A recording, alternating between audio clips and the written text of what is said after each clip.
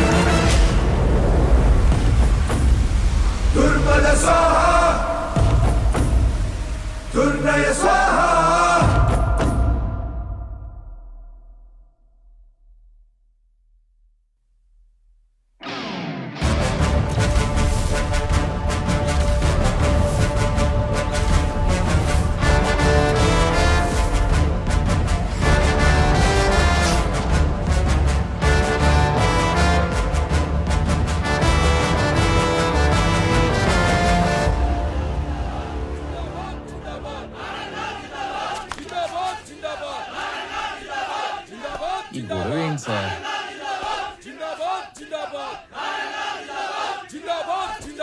ఆగండి ఆగండి ఆగండి ఆగండి. నీ సంగతేంద్ర? ఏంటి సార్ ఇదంతా? అసలు ఆయన ఇంకా ఎక్కడ ఉన్నాడ్రా?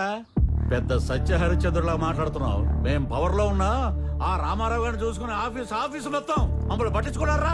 అందుకే అన్ని ట్రాన్స్ఫర్ చేయించి ఆ ప్లేస్ లో ఇన్ఛార్జ్ గా నేను తెచ్చుకుంది.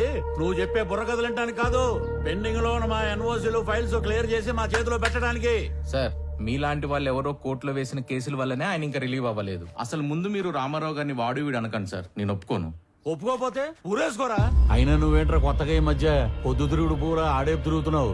అంటే రామారావు గారితో పనిచేస్తే చాలు, ఎవడైనా సరే నిజాయితీ మాత్రం పుచ్చుకుంటారనమాట. ఇవన్నీ కాదురా, ఇప్పుడే ఫైల్స్ క్లియర్ చేయలేదనుకో నిన్ను ఆఫీసుని మొత్తం తగలెట్టి బూడిచ్చేసి తీసుకెళ్దామని చెప్పి మంది మార్పులంతో వచ్చా. సార్ ఏంటి సార్ ఇదంతా? రే ఆడ మీద పెట్రోల్ పోయండి. ఇప్పుడు అవుతారా పనులు? ఈ ఎడంకన్ను కొట్టుకున్నప్పుడల్లా నేను నేల కతుక్కున్నాను రా, ఏదో జరగబోతుంది.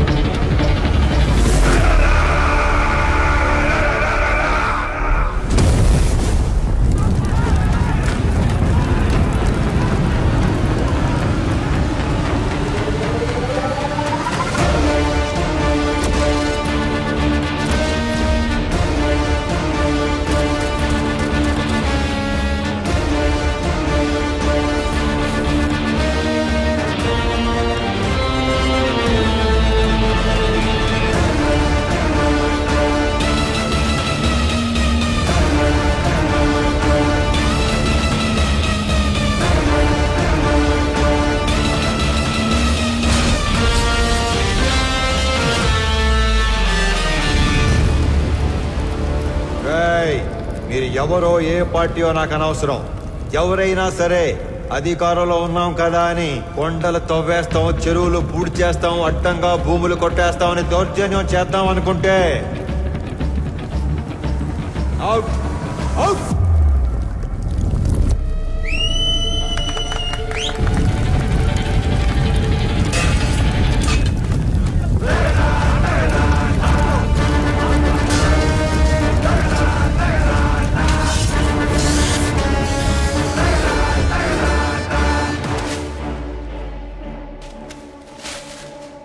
రామారావు కేసుకి సంబంధించిన అన్ని రిపోర్ట్స్ నేను చదివాను, బట్ సమ్మరీ మీ ద్వారా విందాం అనుకుంటున్నాను. అఫ్ కోర్స్ యువర్ మేము రామారావుకి సంబంధించిన అన్ని యాక్టివిటీస్, అతను పెట్టే ఖర్చులు, ప్రాసెస్ చేసిన ఫైల్స్ అన్ని ట్రాక్ చేసి చూశాక ఒకటి కన్క్లూడ్ చేయగలం. In simple words, Mr. Ramarao is highly controversial in his deeds, but very calculative in his moves. మీరు అనుమతిస్తే Indo Japanese power project case తోటి ప్రారంభిస్తాను.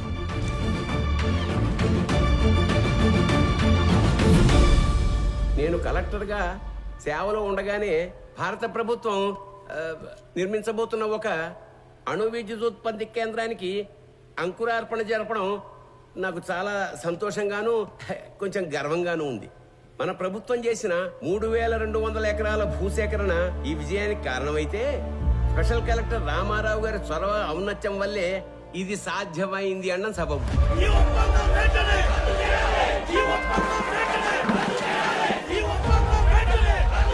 హరికి హైతో గారు sir, as a token of appreciation to mister Ramarao, felicitate him please.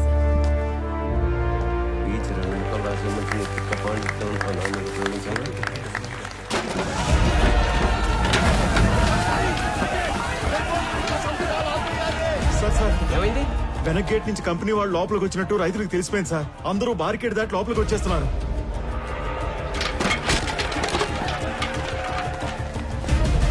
Company వాళ్ళకి security ఉన్నా ఎందుకైనా మంచిది రూల్ ప్రకారం ఎస్పీకి ఇన్ఫార్మ్ చేయి. రామారావు సార్.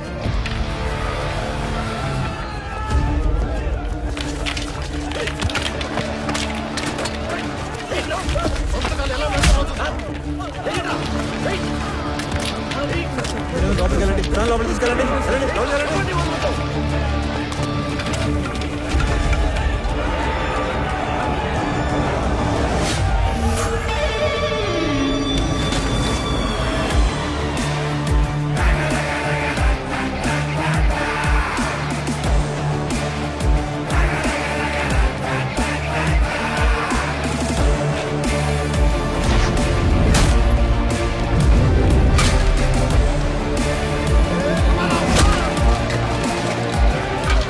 డబ్బులు కట్టి భూములు స్వాధీనం చేసుకున్న తర్వాత ఈ గొడవ ఏంట్రా? విప్లవం చేస్తాను అనుకుంటున్నావా? అవును, విప్లవమే. దున్నే ప్రతి రైతు నిత్య హరిత విప్లవం చేపట్టే నీలాంటి వాళ్ళు రోజు మేము పెట్టింది తిని మా మీద పెత్తనం చెలాయిస్తున్నారు. ఏందిరా పెద్ద పెద్ద మాటలు మాట్లాడుతున్నావు? అయిందేదో అయిపోయింది. అందరూ బయటకు వెళ్ళండి. వెళ్ళండి.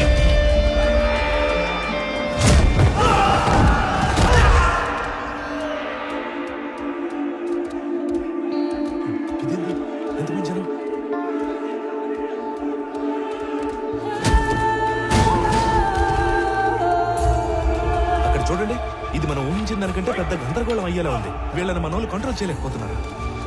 వెంటనే ఎమ్మెల్యే గారికి చెప్తారు. పదండి పదండి.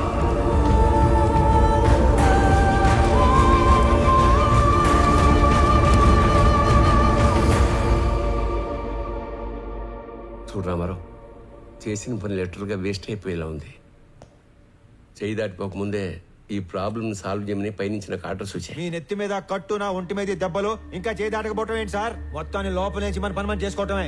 రైతులా సార్ వీళ్ళు? రౌడీలు. ఆయన నువ్వేంట్రా? సమస్య ఇంకా పెద్ద చేసేలా ఉన్నావు. వదులు. ఈ గొడవ ఇంకా పెద్దది.